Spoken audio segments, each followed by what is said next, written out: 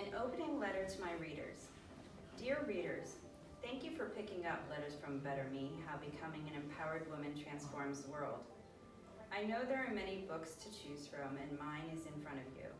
Trust that feeling that this is the book for you right now. No matter what you read within these covers, remember that you were led here, and that must mean you are ready for big change. Don't let this intimidate you. You are empowered, even if you've forgotten. How will reading this book help you transform the world? When we become truly empowered women, we are open to see clearly. We are not lost in the chaos and confusion of fear-based living and thinking. Once we learn to see ourselves, we see the power we have within us to transform how we interpret the world around us. When we do that, we begin to authentically represent what we stand for instead of putting our energy into the fear we are against. One of the most important parts about being the empowered woman is trusting our intuition. You will read things that will stir feelings up in more ways than you know what to do with. However, if you stick it out, I promise you'll come out feeling more empowered than you have before. You may even reach a point of total transformation.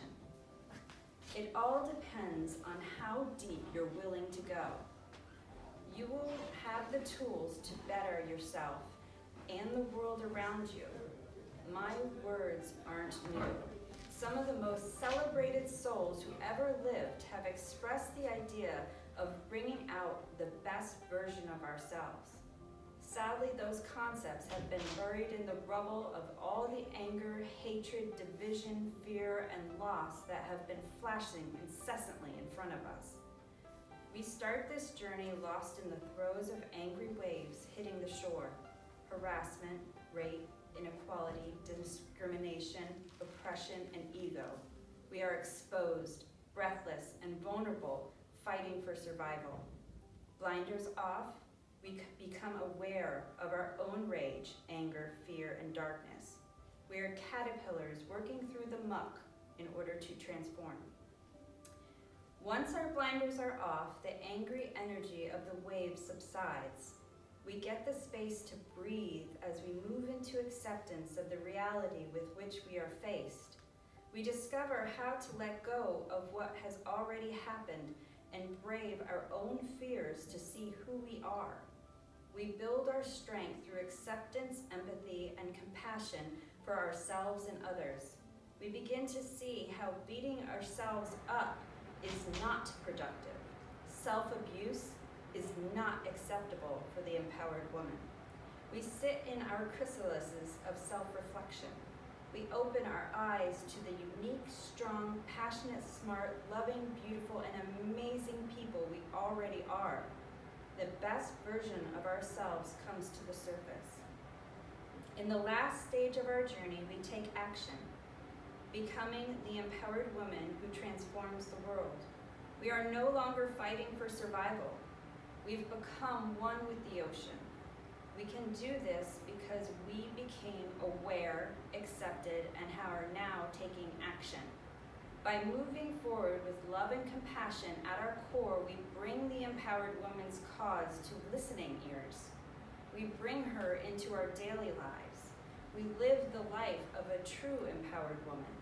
By doing this, we begin to transform the dark energy confusing our planet into an illuminating force driven by our own authentic color and light, the butterfly. If we act before we become aware and accepted, our actions won't be as powerful or be done for the right reasons. Our ears are still closed.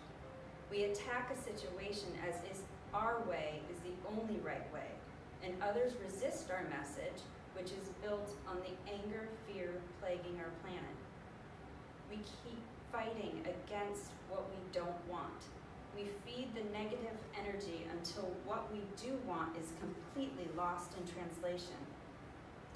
You may notice that this book has 3 parts, 9 chapters. This is by design.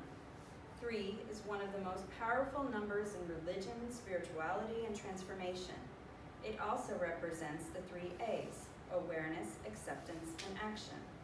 9 represents the completion of divine will. These numbers have been brought to me during the most defining parts of my journey. They have represented some of the best endings and greatest beginnings. Throughout this book, I will be asking you to go deeper. These sections are exercises to help you get the most out of this journey. Do you have to do the exercises I suggest? No. I know when I've read a book in the past that told me to do something I didn't want to do, I was too lazy to do, or made me scared of what I would see, I would put the book down and not pick it up again. Then I would feel this shame from deep inside eating at me, like I wasn't good enough. If you are laughing or shifting in your seat right now, you get where I'm coming from. These are all simply suggestions. If they feel right to you, do it. If they don't, leave it.